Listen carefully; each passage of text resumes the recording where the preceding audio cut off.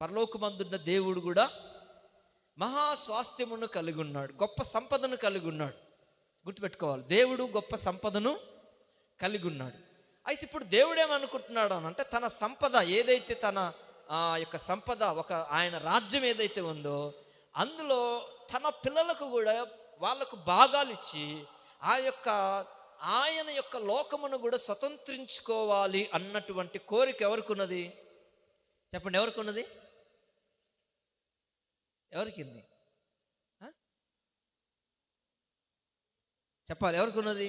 పరలోకమందున్న తండ్రికి. గట్టిగా చెప్పండి, హల్లెలూయా.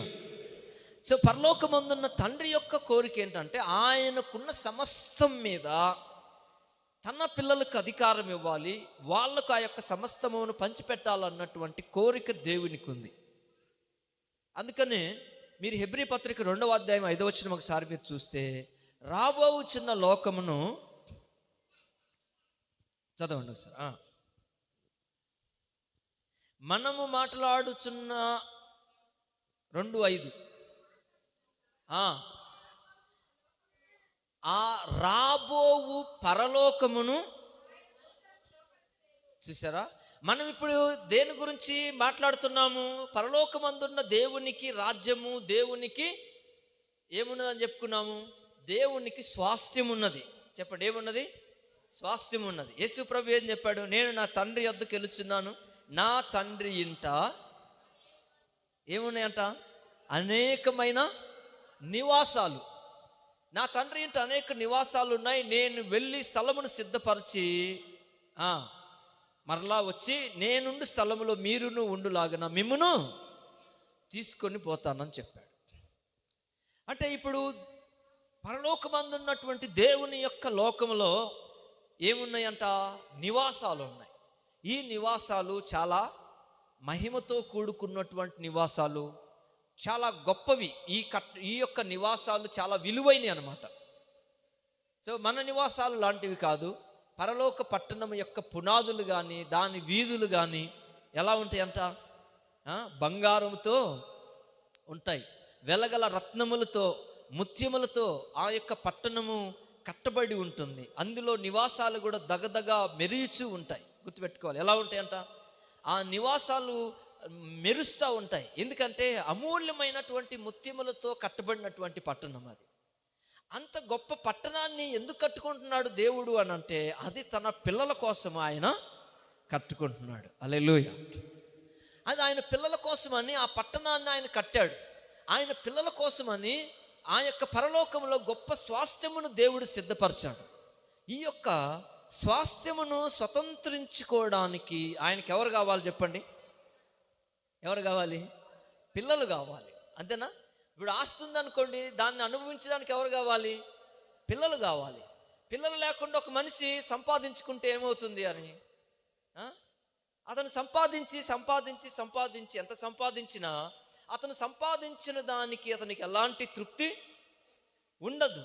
నేను సంపాదించిన ఈ సంపాదన, ఇదిగో ఈ నాకు ఇంతమంది పిల్లలు ఉన్నారు, వాళ్ళు ఈ స్వాస్థ్యమును వాళ్ళు స్వాధీనపరచుకొని నా తదనంతరం ఈ ఆస్తిని అనుభవిస్తారు, నా తదనంతరం ఈ భూమి మీద నా పేరు, నా పిల్లల పేరు ఇట్లా నిలబడిపోతుంది, నా పితరుల పేరు నిలబడుతుంది అని చెప్పి ఒక తండ్రి ఆలోచించుకొని తన పిల్లల కొరకై ప్రయాసపడతాడు. అవునా కాదా? అదే లేదనుకోండి, పిల్లలు లేని వాడు ఒకడు కష్టపడుతున్నాడు అని ప్రసంగిలో రాయబడింది. సో అతను కష్టపడుతున్నాడు. ఎందుకు కష్టపడుతున్నాడు అని అంటే ఏమో తెలియదు, కానీ మొత్తం మీద ప్రయాస అయితే పడుతున్నాడు. అతనికి పిల్లలు లేరు. అతను చనిపోయినప్పుడు అతన్ని తీసుకొని వెళ్ళి సమాధి చేయడానికి ఎవరు లేరు. సో అతను కష్టపడుతున్న కష్టాన్ని ఫలానా వాళ్ళు అనుభవిస్తారన్నటువంటి ఆలోచన లేదు.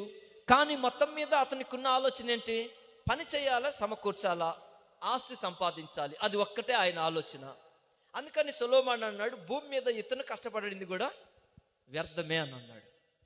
ఇతను కష్టపడింది కూడా వ్యర్థమే. ఉపయోగం ఏముంది? సంపాదించుకుంటాడు, నేలకు తిరిగి మట్టికి మన్నైపోయేదాకా సంపాదిస్తాడు, మట్టి అయిపోతాడు. మరి సంపాదించింది ఎవరు తినాలా? ఎవరు వచ్చింది నాది అని చెప్పి, ఇది మా స్వాస్థ్యం అని చెప్పేసి ఆయన పేరు చెప్పి పంచుకునే వాళ్ళు ఎవరున్నారు అసలు? సో కనుక అది వ్యర్థము.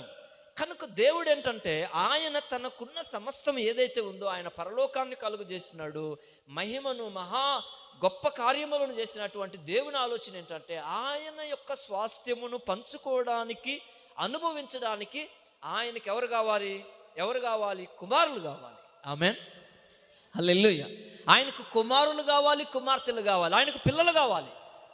అందుకని ఆయన ఏం చేశాడంటే పిల్లల కోసమని ఆయన చేసింది ఏంటంటే దేవుడు యేసు ప్రభు వారిని తనకు కుమారుడిగా ఉండడానికి ఆయననే ప్రథమ కుమారుడిగా, జ్యేష్ఠ కుమారుడిగా ఉండేటట్లుగా దేవుడు యేసు ప్రభువును ఈ లోకానికి పంపించి ఆయనను గూర్చి ఏమని చెప్పాడంటే, ఇదిగో ఈయన నా ప్రియ కుమారుడు అని చెప్పాడు. ఆమేన్, హల్లెలూయా.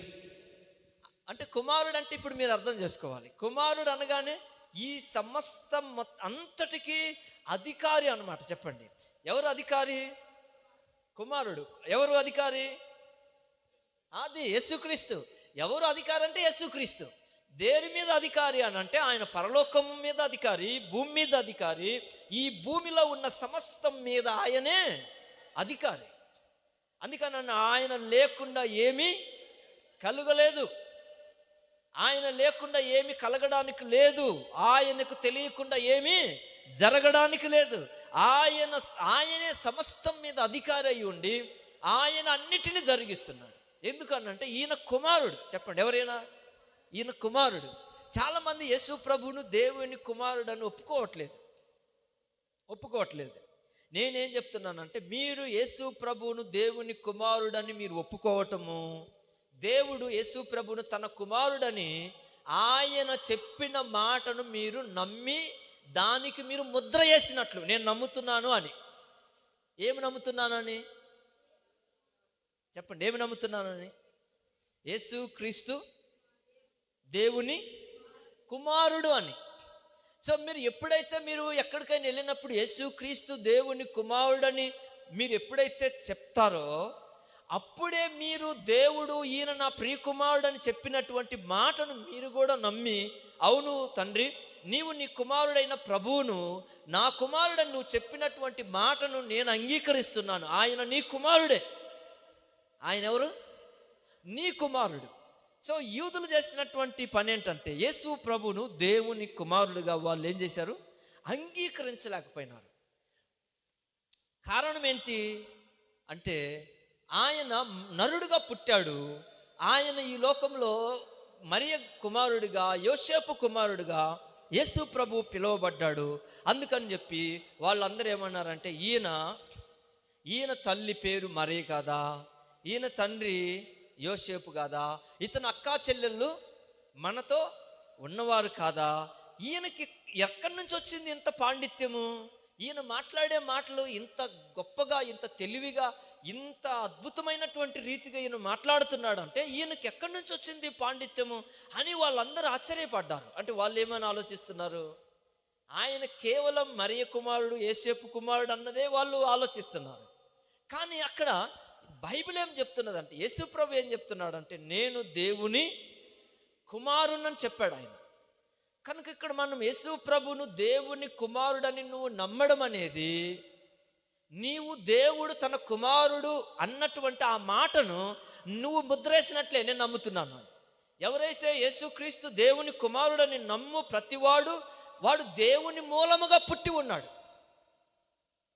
మీరు ఎప్పుడైనా చూడండి, నేను ఎక్కడైనా దేవుని వాక్యం చెప్పినా, ఎప్పుడైనా దేవుని వాక్యాన్ని ప్రకటించేటప్పుడైనా, ప్రార్థన చేసేటప్పుడైనా, మీరు ప్రత్యేకంగా కావాలైనా మీరు ఈ వీడియోలలో ఇన్ని మెసేజ్లు చేసిన వీడియోలలో చూడండి, నేను యేసు ప్రభుని గురించి ఎప్పుడు చెప్పిన ఆయన దేవుని కుమారుడు, మన ప్రభువు, మన రక్షకుడు, ఆయన వాక్యమైన దేవుడై ఉండి మన కొరకై పరలోకము నుండి విడిచిపెట్టి భూలోకానికి వచ్చి దేవుని కుమారుడిగా ఈ లోకంలో మన కొరకు ఆయన శిలువ మరణాన్ని పొంది తిరిగి లేచి పరలోకమునికి వెళ్ళి దేవుని కుడిపార్శ్వమున కూర్చొని ఇప్పుడు మన కొరకు విజ్ఞాపన చేస్తున్నాడు.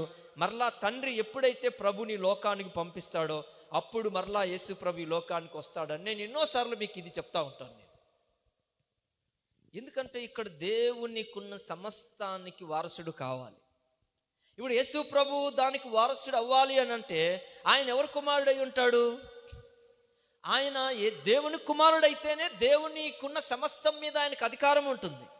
అందుకనే ఆయన బైబిల్ ఏం చెప్తుందంటే మోషే దేవుని ఇల్లంతట్లో నమ్మకంగా ఉంటే ఈయన దేవుని ఇంటి పైన ఈయన కుమారుడై ఉండని ఉంటుంది అక్కడ వాక్యం. 3వ అధ్యాయంలో, హెబ్రీయులకు రాసిన పత్రిక 3వ అధ్యాయంలో అక్కడ స్పష్టంగా ఏమని ఉంటుంది అంటే ఆయన కుమారుడై ఉండి, ఏమని ఉంటుంది అక్కడ, ఆయన కుమారుడై ఉండి